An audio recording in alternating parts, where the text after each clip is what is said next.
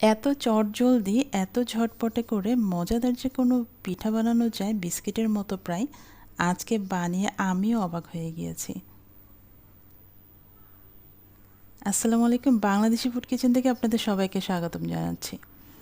আজকে একটা এমন পিঠা বানাচ্ছি যে যে কোনো সময় ঝটপট বানানো যায় আর বিস্কিটের মতো অনেকটা স্বাদ।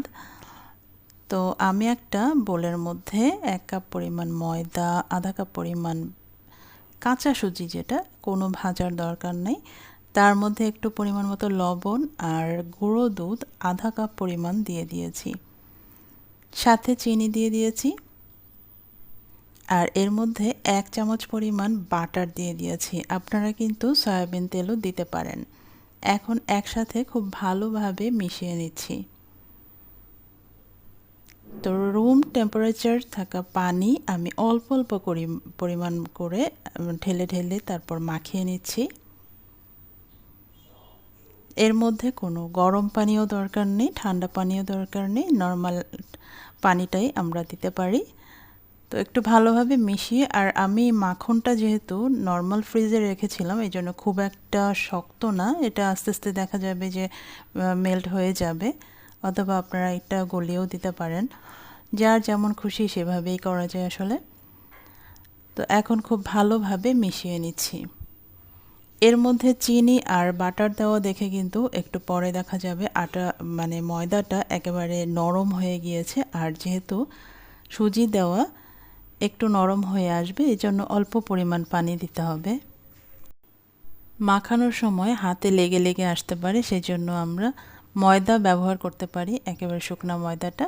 তো খুব ভালোভাবে মাখিয়ে এখন আমি 2 হাতে তেল মাখিয়ে নিয়েছি, আর এখন ছোট ছোট গোল করে বল আকৃতি করে বানিয়ে নিচ্ছি। এই তো হয়ে গেল কয়েকটা, এভাবে আমি বানিয়ে নিব, যতগুলো হয় ছোট ছোট বল করে বানিয়ে তারপর আমি তেলে ভেজে নিব।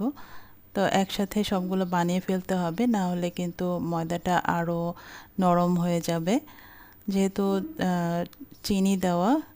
তো সবগুলো বল আমি বানিয়ে ফেলেছি। এখন একটা কড়াইয়ের মধ্যে তেল গরম করে নিয়েছি। তেলটা অনেক বেশি গরম করা যাবে না, মাঝারি আঁচে রেখে এই ডুবো তেলের মধ্যে বলগুলো আমি ভেজে নিচ্ছি।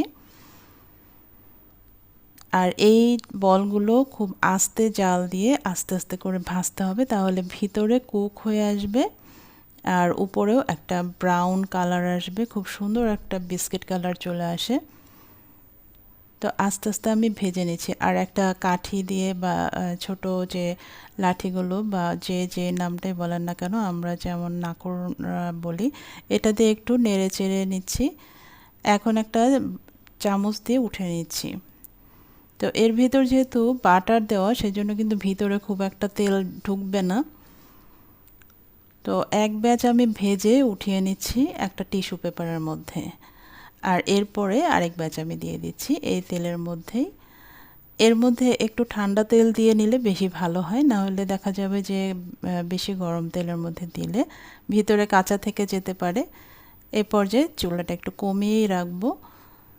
তো টিস্যু পেপারের মধ্যে যে কোনো ভাজা জিনিস তেল থেকে উঠিয়ে টিস্যু পেপারের মধ্যে রাখলে সবচেয়ে ভালো হয়।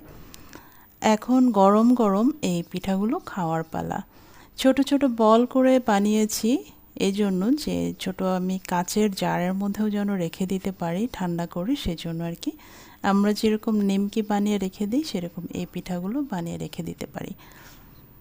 তো আজকের ভিডিওটা কেমন লাগলো আমার কমেন্ট বক্সে জানাবেন। ভালো থাকবেন, আল্লাহ হাফেজ।